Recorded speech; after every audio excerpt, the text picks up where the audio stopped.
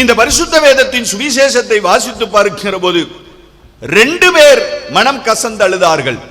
பேதுருவும் மனம் கசந்து அழுதான், யூதாசும் மனம் கசந்து அழுதான் என்று நாம் வேதத்தில் வாசித்து பார்க்க முடியும். இந்த பேதுரு மனம் கசந்து அழுவதற்கு ஆண்டவர் பேதுருவை திரும்பி பார்த்தார் என்று ஒரே ஒரு வார்த்தை தான் எழுதப்பட்டிருக்கிறது. கர்த்தருடைய பரிசுத்த நாமத்திற்கு ஸ்தோத்திரம் உண்டாவதாக. திரும்பி பார்த்தார் என்று ஒரே ஒரு வார்த்தை தான் எழுதப்பட்டிருக்கிறது. நான் இந்த வசனத்தை கொஞ்சம் யோசித்து பார்க்கிற பொழுது, தியானித்து பார்க்கிற பொழுது, ஏன் இந்த பேதுருவுக்குள்ள அவ்வளவு பெரிய மனம் கசந்த அனுபவம் உண்டாயிற்று என்றால், இந்த பேதுருவுக்கும் ஆண்டவருக்கும் இடையில உள்ள தொடர்பு சாதாரணமான தொடர்பு அல்ல. யோவான் எழுதின சுவிசேஷம் 1வது அதிகாரத்திலே அந்த தொடர்பு ஆரம்பிக்கிறது. பேதுருவின் சகோதரனாகிய அந்திரேயா வந்து இயேசுவை குறித்து பேதுருவின் இடத்தில் அறிமுகப்படுத்துகிறார். லூக்கா எழுதின சுவிசேஷம் 5வது அதிகாரத்திலே பேதுருவின் ஜீவிதத்திலே அடுத்த காரியம் நடக்கிறது.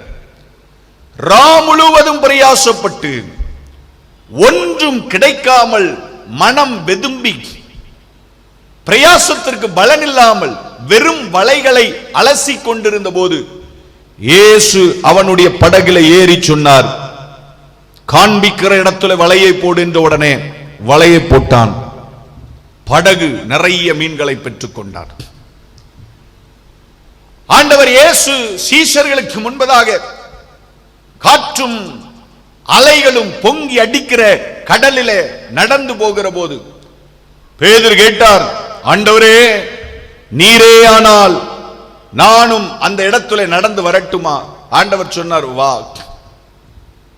அவன் இறங்கி நடந்த போது காற்றும் கடலும் பலமாயிருக்கிறதை கண்டு அவனது பார்வையை இயேசுவை விட்டு கடலுக்கு நேராக திருப்பின போது அவன் அமிழ்ந்து போனான்.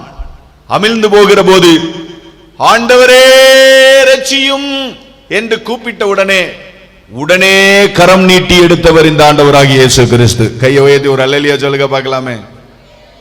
அல்லேலூயா. நான் ரொம்ப நாள் வாசிச்சு கண்ணீர் விட்டு அழுத பகுதிகளில் அதுவும் ஒன்று. ஆண்டவரே இறங்கும். உடனே கைப்பிடிச்சு தூக்கினார். நீங்கள் என்னை யார் என்று நினைக்கிறீர்கள் என்று சொன்ன போது ரொம்ப வீரவயசமாக, நீர் ஜீவன் உள்ள தேவனுடைய குமாரனாகிய கிறிஸ்து என்று சொன்ன உடனே ஆண்டவர் சொன்னார், இந்த கல்லுக்கு மேலே சபையை கட்டுவேன் என்று பேதுருவை குறித்து சாட்சி கொடுத்தார். எவ்வளவோ நல்ல காரியங்கள், எவ்வளவோ சாட்சிகள் பேதுருவின் ஜீவிதத்தில் ஆண்டவர் செய்தார்.